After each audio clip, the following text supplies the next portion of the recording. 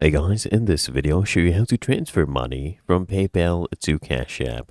Now, what you want to do, you want to come here, your PayPal homepage, click here on your PayPal balance to transfer money, and then I want you to transfer it to bank. What we're going to do, we're going to transfer to the bank account that is linked to our Cash App, the same bank account.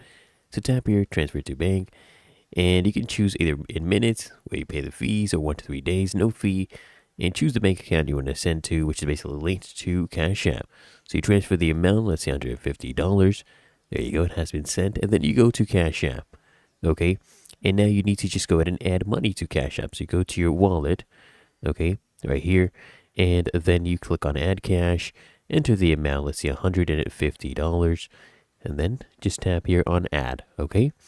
And there you go, we have added $150 to Cash App. You can tap on Done, and the balance has been updated. Really that easy. Found this helpful? Make sure you smash that like button and subscribe to App Mentor.